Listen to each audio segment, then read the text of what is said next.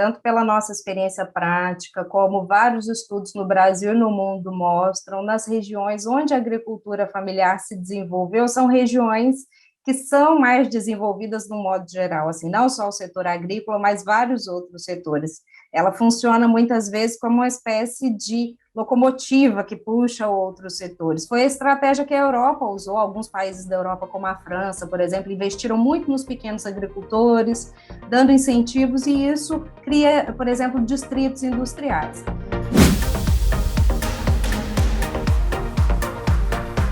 Olá pessoal, aqui quem fala é Kelson, sou o fundador do Valim e também gerente de comunidade da comunidade.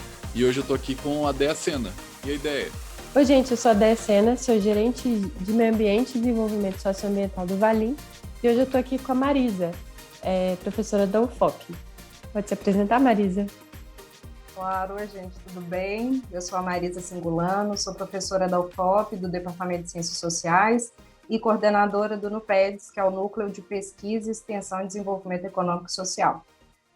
Marisa, eu queria que você explicasse para a gente, nessa primeira parte, o que é a antropologia rural, que é o grande tema de pesquisa que você tem na UFOP, né? E como que isso levou ao projeto do Círculo Agricultura.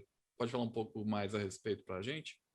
Então, eu sou formada em Ciências Sociais, tenho mestrado em Antropologia e doutorado em Sociologia, e trabalho com Antropologia e Sociologia Rural, que é basicamente o estudo do meio rural. Aqui no Brasil, esse estudo do meio rural é muito voltado para o estudo da agricultura familiar e de outros temas que estão relacionados. Então, alguns pesquisadores vão estudar a produção, a comercialização, as políticas públicas para o meio rural, entre outros temas. Eu trabalho principalmente com a questão dos sistemas agroalimentares ou mercados para alimentos, principalmente para alimentos sustentáveis. Então, eu tenho pesquisado a produção e a comercialização de produtos orgânicos, agroecológicos, já há algum tempo. Daí surgiu a ideia, né, do contato também com os agricultores na região de Ouro Preto e Mariana. A gente percebeu tanto a demanda deles de comercializar esses produtos, a necessidade de investir melhor assim, na qualidade do produto, na especificação do produto para orgânico, agroecológico. Então, juntando a experiência prática na região com o conhecimento teórico, surgiu a ideia de criar um projeto, que é o Circula Agricultura, que é voltado para a comercialização de produtos da agricultura familiar, produtos sem agrotóxico, agroecológicos, e de uma forma mais direta, ligando o produtor com o consumidor, que é o que a gente chama na antropologia rural de circuitos curtos, na antropologia e na sociologia, né, de circuitos curtos. O Circula realiza feiras ou entregas de cestas, né, do produtor direto para o consumidor, que é esse modelo de circuito curto que a gente chama, essa conexão direta do produtor com o consumidor.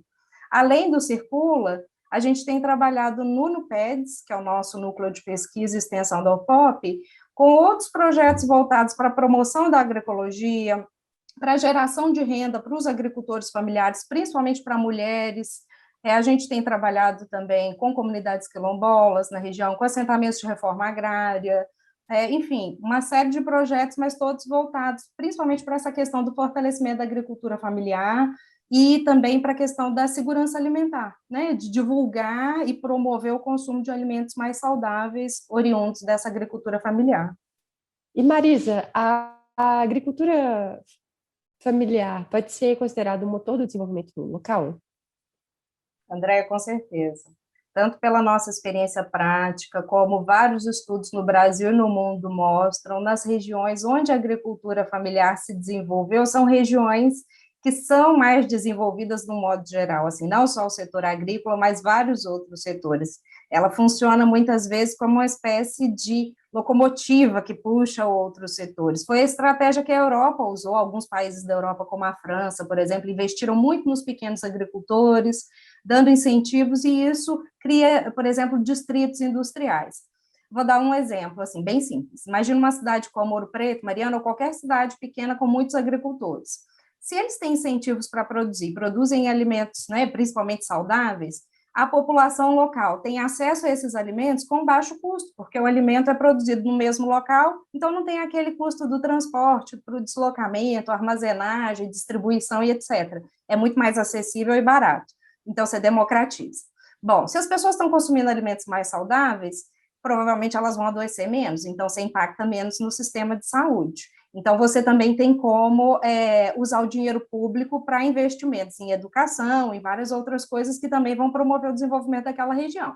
Se os agricultores vendem a sua produção, eles têm uma renda que eles vão comprar do comércio local. Eles precisam de insumos, eles vão comprar roupas para os seus filhos, material escolar, etc. Eles vão comprar do comércio local. Esse comércio local também se beneficia. E em muitos locais, essa agricultura ainda vai se articular com turismo, por exemplo, turismo rural, turismo ecológico, que também vai gerar renda para a região.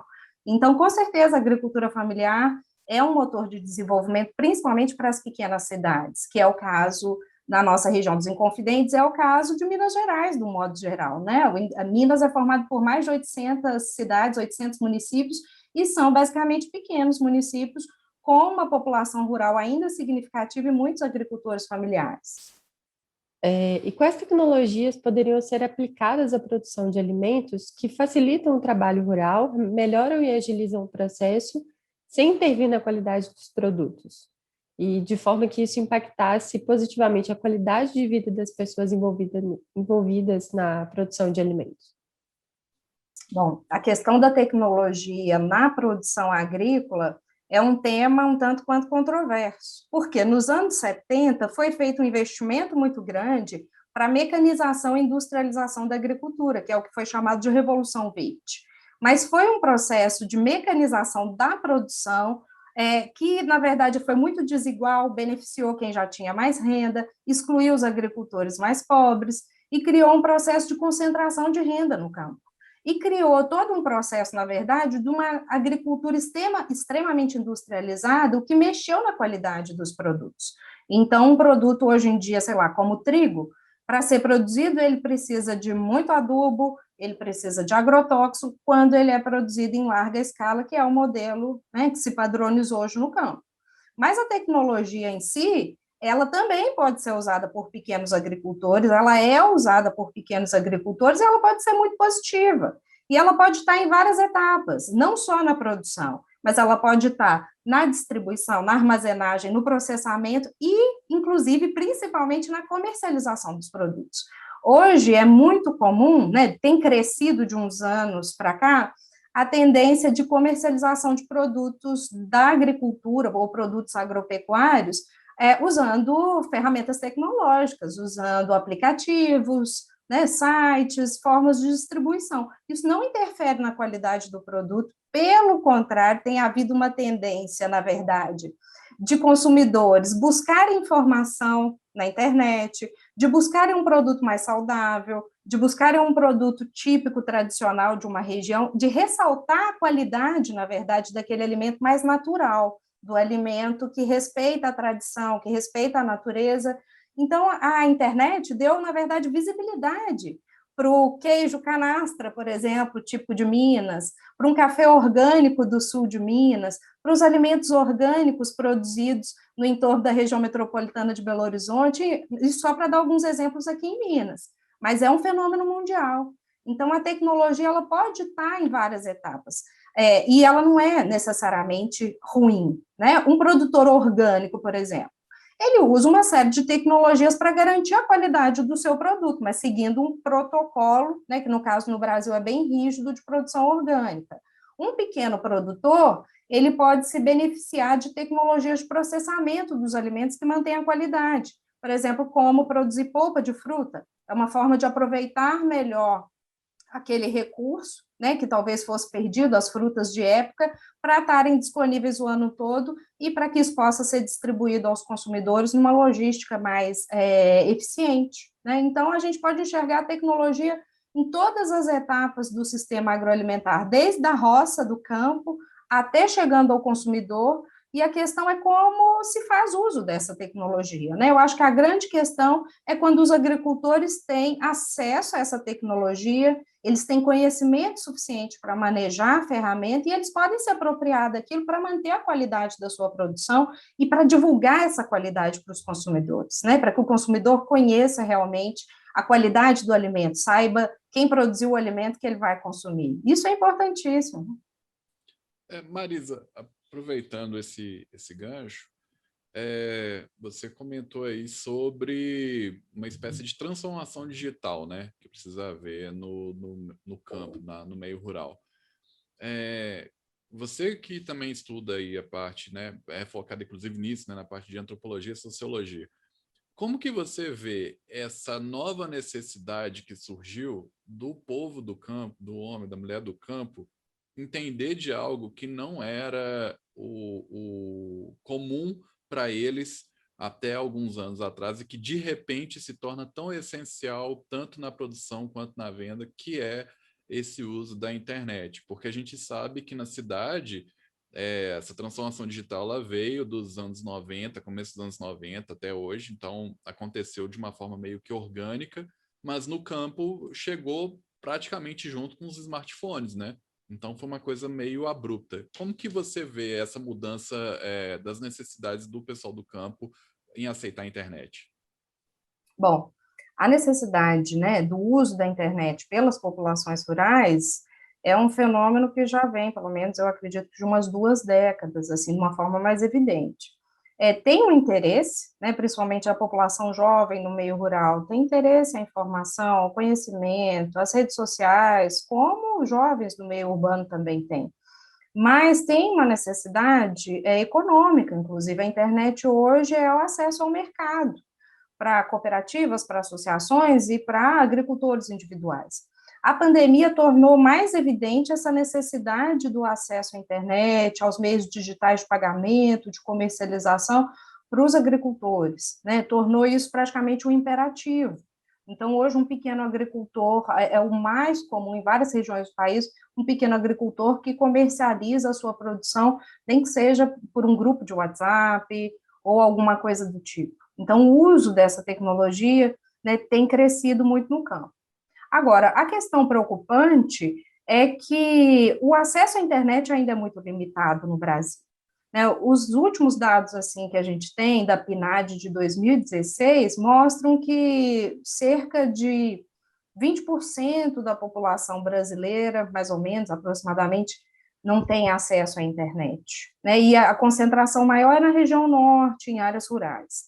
E os trabalhadores rurais são, entre todas as categorias de trabalhadores, aqueles que menos têm acesso à internet no Brasil. Então, ao mesmo tempo que é uma demanda, um imperativo, a pessoa precisa ter internet para poder comercializar, para ter acesso à informação, mas nós temos no Brasil uma situação de exclusão digital ainda muito grave e que atinge especialmente a população rural. Né? Tem uma exclusão digital no Brasil que se dá por região, que se dá por classe social e que se dá entre a área urbana e rural. Mas aqueles mais excluídos são, acima de tudo, os trabalhadores rurais, os agricultores. Então, é uma situação, assim, delicada, né, eu diria, uma situação complicada, realmente. Mas, em termos da percepção dos agricultores, é claro que eles têm interesse, têm essa demanda, né, eles procuram ter acesso, mas muitas vezes, por falta de oferta do serviço, né, em áreas rurais, mesmo em pequenas cidades do interior de Minas, a gente sabe que o acesso à internet é bem precário, a oferta do serviço é de má qualidade, imaginem numa área rural. Né, a oferta do serviço é precária, de má qualidade, é caro, muitas vezes, então há uma exclusão também por motivos econômicos, e muitas vezes por dificuldade de conhecimento da tecnologia, de formação realmente. A pessoa precisa se capacitar para usar algumas plataformas, algumas tecnologias, né, de informação e comunicação. E ainda falta, porque também a educação no Brasil também é distribuída desigualmente, e aqueles que têm menor nível educacional são também os agricultores, os trabalhadores rurais, a população rural. Então, eles são excluídos de diversas formas, economicamente, são excluídos em termos do processo de educação e são excluídos digitalmente em consequência de tudo isso. Maravilha. E, Marisa, quanto a essa parte do social da internet, né? Como que você vê o impacto dessa parte social no meio rural? O que você pode dizer para a gente sobre isso especificamente? Bom, então, como socióloga, antropóloga, existem alguns estudos que mostram que a tecnologia, do modo geral, a internet, mas Lá na década de 50 já se estudava isso em relação à televisão. Depois, né, foi-se estudar a lei da televisão, a internet e outras tecnologias. Mas, no modo geral, nas ciências sociais, tem uma série de estudos que mostram que a tecnologia interfere nas relações sociais, interfere na sociabilidade. Mas alguns autores são mais críticos e vão tentar mostrar que a tecnologia esfacela as relações sociais, diminui o convívio, né, torna as relações muito fluidas, algo nesse sentido. Outros não, mostram que depende muito da apropriação que cada comunidade ou que cada sujeito faz da tecnologia. E aí, nesse sentido, eu não vejo muita diferença entre o mundo rural e o mundo urbano. A tecnologia, quando entra numa rede de relações sociais, entra numa comunidade, ela vai produzir efeitos, né, de alguma forma. Agora, eu, pessoalmente, sou daqueles que faço uma análise de que a tecnologia não é ruim por si só, que a tecnologia depende da apropriação que é feita, né, da forma como se apropria daquela tecnologia, do conhecimento que você tem, dos usos que os seres humanos dão para a tecnologia. Isso independente se é no meio rural, no meio urbano. Então, as pessoas é que vão dar um sentido para a tecnologia e muitas vezes vão inserir a tecnologia nas suas próprias redes de relações sociais. Então, um exemplo, as pessoas no meio rural costumam fazer, aqui em Minas é muito comum, fazer novenas, né, que é um evento religioso, em que as pessoas iam de casa em casa, rezando durante 9 dias. Agora, durante a pandemia, por exemplo, é comum você ver pessoas fazendo novenas em grupos de WhatsApp, fazendo novenas virtuais. Então, é o mesmo padrão de relação social, né, de religiosidade que existia no meio, que foi adaptado para o meio virtual, que existia ali na zona rural. Ele não deixou de existir porque a tecnologia entrou. Ou então, por exemplo, trocas de receitas, que era muito comum também fazer no meio rural, até hoje é comum. Dia desses, eu fui convidada por uma agricultora para fazer parte de uma corrente de troca de receitas no WhatsApp. Então, as pessoas conseguem transpor as suas práticas, as suas relações para a tecnologia sem perder o sentido, sem perder o significado. A tecnologia não necessariamente vai distanciar as pessoas. Depende muito da forma como ela é, né, apropriada. Como eu tinha falado, a questão mais preocupante é a exclusão digital, a desigualdade de acesso, porque a tecnologia é um imperativo, né? Ela é impositiva, a pessoa precisa ter acesso, senão ela vai ser excluída do mundo globalizado, mas ela não tem conhecimento para usar, ou ela não tem o serviço disponível na sua região, ou o serviço não é acessível porque é muito caro. Agora, eu pessoalmente não acho que a tecnologia causa um impacto negativo, como muitas vezes se aponta, que a tecnologia iria corromper com a cultura e com os laços sociais, principalmente no mundo rural. Eu acredito que isso é uma visão muito idealizada, idílica do mundo rural, aquela ideia de que um camponês, um índio ou quilombola não pode ter um smartphone, senão ele vai deixar de ser o que ele é. Não, ele vai ser um camponês, um índio ou um quilombola usando o smartphone, muitas vezes para promover a sua cultura, para promover a sua produção, para promover a sua região, para dar visibilidade para a sua identidade do seu grupo. Então, a grande questão é o uso que se faz da tecnologia, né?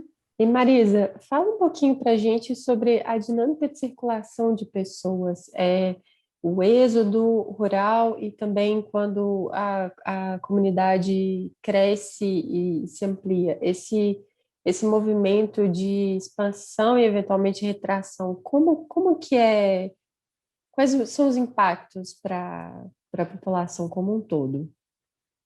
Sim. Bom, Andréia, o Brasil era um país essencialmente rural até os anos 70. Né? Era um país rural porque a maioria da população estava no meio rural e também porque era reconhecido internacionalmente como celeiro do mundo e outros nomes que se deram assim para o Brasil. Né? Era reconhecido como um país com uma tradição agrícola e rural. Dos anos 70 em diante, essa relação se inverteu, a população urbana começou a ficar maior do que a população rural.